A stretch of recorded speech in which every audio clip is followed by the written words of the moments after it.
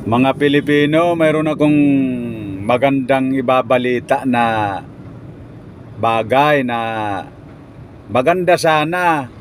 Kaso nga lang matagal nang hindi nagagawa. Kasi nga, ang inuuna ng mga politiko rito sa atin, sa bansa natin, ay kung paano ba sila makapangdugas ng kwarta ng bayan. 'Di ba? Lalo na ngayon yung isinusulong nila at aprobado na raw na Maharlika Fund. Hindi nyo ba alam kung magkano yung ipupundo nila roon? 500 billion. Mula sa kaba ng bayan at yung iba ipapangutang pa para mabuo lang yung puhunan dyan sa investment fund na yan. May katiyakan ba yan na aasinso ang bayan natin dyan? Yung mga Pilipino, aasinso ba yung pamumuhay ng mga Pilipino? Walang katiyakan. Dahil yung mga nagsusulong niyan, yung mga mambabatas, alam din nila na walang katiyakan na magkakaroon niya ng magandang epekto sa ekonomiya ng bansa natin. Ngayon, bakit inuuna ba ng mga politiko na yan, yung mga paggawa ng mga tulay, kalsada, kahit wala naman salapi na pang budget dyan, ipinapangutang. Diba? Dapat sana kung gusto na talaga nilang maging asinsado yung bayan natin, yung Pilipinas, bakit hindi nila gawin yung pag-invest doon sa oil refinery? Kung mag-invest yung Pilipinas doon, ang magagastos katumbas lang din doon ng investment ng Maharlika Fund, 500 billion pesos. Napakaganda na, napakalaki at napakagaling na refinery na ang magagawa doon sa pira na yon. 'Di ba?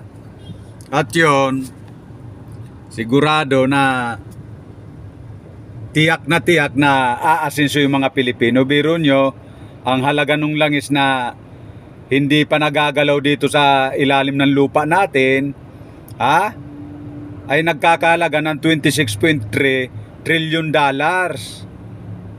Kaya kung inyong mapupuna, nanggigigil na yung China sa atin. Gustong-gusto na tayong sakupin ng China kasi nga dahil doon sa kayamanan na naririto sa ating bayan.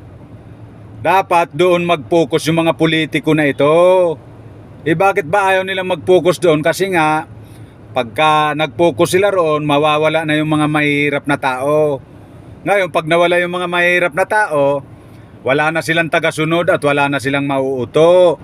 Wala na silang tagapagtanggol. Kahit mali ang ginagawa nila, kahit masama ang ginagawa nila, pinagtatanggol pa rin sila ng mahihirap. Kaya ang gustong-gusto nila laging gawin, wag nilang paasinsuhin yung mga mahihirap. Kasi nga mayroon silang tagapagtanggol habang mahihirap yung mga Pilipino. 'Di ba? Mag-ayuda lang sila ng 200 piso,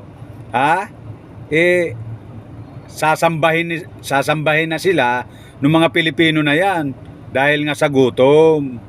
Yan yung sana maganda sanang balita. Kaso nga lang mga timawa yung mga nasa loob ng gobyerno natin, kaya imbes na mag-invest doon sa mayroong kapakinabangan talagang magiging asinsado tayo. Dahil biro nyo, pagka namin na yung langis na yon, yung petroleum supply natin na naririto sa lupa natin, magiging supplier tayo sa mundo ng langis. Biro mo yan. Siguro pagka bumili ka ng krudo, baka ang isang container, baka 2 piso na lang. 'Di ba? Yun ang hindi nakikita. Na gustong-gusto ng kunin ng China.